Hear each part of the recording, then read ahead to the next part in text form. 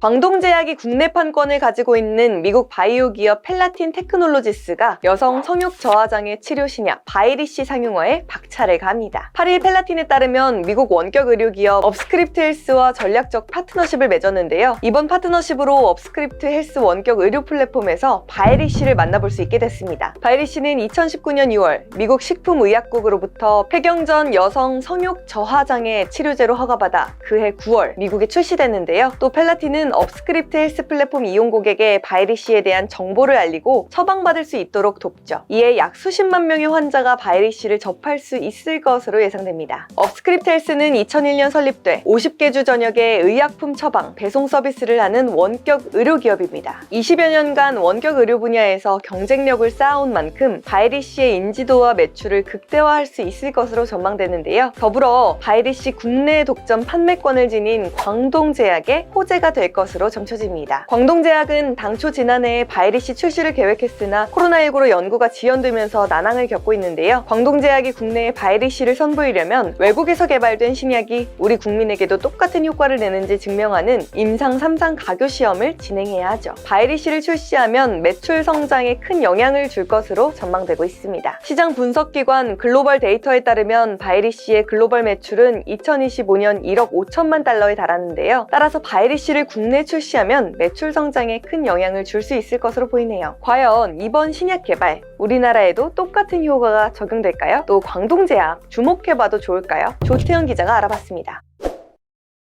자, 오늘은 이 기사입니다. 바이리시라는 약품이 있어요. 이게 저도 40대 중반이라서 이런 이야기를 하는 게 조금 쑥스럽긴 한데요. 이 바이리시라는 상품은 미국 펠라틴이라는 회사가 개발한 여성용 성욕 저하장애 치료제입니다. 그러니까 여성용 비아그라라고 표현을 하면 조금 더 알아듣기가 쉬울 것 같아요. 이 바이리시, 지난 2019년에 FDA로부터 치료제로 허가를 받았고요. 9월에 출시가 돼서 지금 미국 쪽에서는 그래도 꽤 유명한 약품이라고 합니다. 이 회사가 최근에 미국에 있는 업스크립트 헬스라는 곳과 전략적 파트너십을 맺었다고 해요. 여기는 원격 의료 전문 기업이거든요. 이거를 통해서 바이리시에 대한 접근성을 높이겠다는 계획으로 풀이를 해볼 수 있겠습니다. 자, 그러면 이 약품을 국내에서도 만나볼 수 있냐? 아직은 만나볼 수가 없습니다. 지금 보면은 광동제약이 여기에 대한 독점 판매권을 가지고 있거든요. 그래서 지난해에 출시를 하려고 했었는데 계속 난항을 겪고 있습니다. 이게 외국에서는 꽤 각광을 받으면서 시장이 커지고 있다고 하니까요. 국내에 출시를 한다면은 광동제약의 실적 개선에도 어느 정도는 영향을 미치게 되겠죠. 그러면 광동제약을 한번 보겠습니다. 광동제약의 영업 부문은 크게 세 가지가 있어요. 첫 번째는 약국, 두 번째는 병원, 마지막으로는 F&B입니다. 가장 매출 비중이 큰 거는 F&B입니다. 우리에게 유명한 제주 삼다수, 비타500, 옥수수 수염차 이런 히트 상품들이 여러 개가 있어가지고요. 전체 매출에서 57%를 차지하고 있고요. 그 다음 비중을 차지하는 거는 바로 이 약국입니다. 우리에게 유명한 거 청심원, 그리고 쌍화탕 이런 것들이 잘 돼서 한 24%, 광동제약의 캐시카우 역할을 해주고 있고요.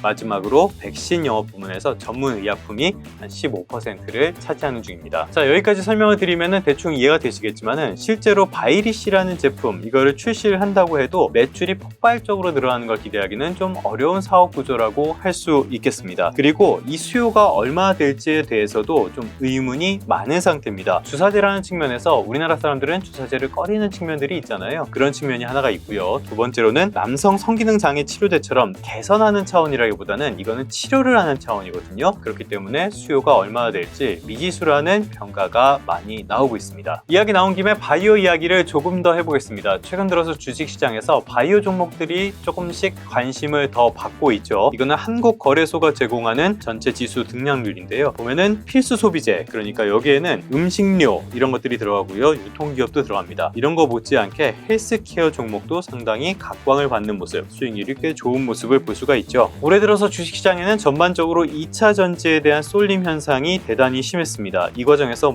에코프로 같은 기업들 주가가 어마어마하게 뛰었죠. 이래서 이게 과연 적정 밸류에이션이냐, 여기에 대해서는 많은 의구심이 있는 것도 사실입니다. 그러다 보니까 최근에는 상당 부분 조정을 받고 있죠. 여기에 반도체 그리고 반도체 장비 이런 기업에 대해서도 많은 쏠림 현상이 있었는데요. 이런 것들이 최근에 완화되면서 지금까지 소외됐던 이런 필수 소비재, 증권, 그러니까 금융, 헬스케어 헬스케어 이런 쪽으로도 시선이 많이 가고 있다라고 볼 수 있겠습니다. 실제로 2차 전지 그리고 반도체 둘 다 성장주라고 볼 수 있고요. 바이오 역시 성장주에 속하는 경우가 많은데요. 그러다 보니까 지금까지는 어떤 상호 보완적인 관계를 보여주는 경우도 많았습니다. 그런데 따지고 보면요, 바이오 기업들마다 주목을 받는 이유는 다 따로 있습니다. 최근에는 역시 코로나19가 영향을 많이 미쳤다라고 볼 수 있는데요. 최근 주간 일평균 감염자 수가 5만 명을 다시 넘었습니다. 지난 2일에는 6만 명을 넘었거든요. 이게 7개월 만에 6만 명대를 넘어선 겁니다. 그러면서 코로나19 치료제 글로벌 임상 3상 종료 호재가 있었던 신풍제약 주가가 굉장히 많이 올랐고요. 또 치료제 개발 이슈가 있었던 일동제약도 상당한 상승세를 보여줬습니다. 또 진단키트를 만드는 SD바이오센서 같은 기업들 주가가 많이 올랐다가 최근에 다시 조정을 받고 있죠. 그리고 이에 앞서서는 치매약 이슈가 이 바이오 주가에 상당한 영향을 미치게 됐습니다. 이 말은 바이오 제약 섹터로 묶인다고 해도 해당 기업들마다 그 기업의 내용은 다 다르다는 뜻으로 보시면 되겠습니다. 결론입니다. 바이오가 다시 주목을 받을 수 있을지 이거는 누구도 모를 겁니다. 수급 쏠림이 해소되면서요, 바이오가 다시 치고 나갈 수도 있고요. 삼성 바이오로직스 같은 대형주들이 힘을 쓰지 못하게 된다면은 잠깐 반짝하다가 말 수도 있다, 이런 전망도 나오고 있습니다. 이 말은 각 기업별로 호재 그리고 그 호재가 기업 실적에 어떤 영향을 미칠지 기업별로 다 따져서 면밀하게 접근을 해야지 피치 못할 손해를 피할 수 있다는 뜻으로 받아들이시면 되겠습니다. 어쩌면 너무나 당연한 이야기인데요, 이 당연한 이야기가 너무나 또 쉽게 무시당하는 게 지금의 시장 상황이 아닌가 싶습니다. 최근에는 별로 관계없는 회사가 2차 전지라는 이름만 넣어도 주가가 막 뛰어오르는 이런 모습을 보이기도 했었잖아요. 이렇게 오버밸류된 주식, 그러니까 거품이 많이 뛰고 고평가된 주식들 언젠가는 반드시 자기 자리를 찾아오게 돼 있습니다. 지금같이 시장이 혼란스러울 때는 특히 근본에 따라서 접근을 하는 게 유효한 전략이 아닐까 싶습니다. 그러면 성공 투자하시고요, 다음 시간에 다시 오도록 하겠습니다.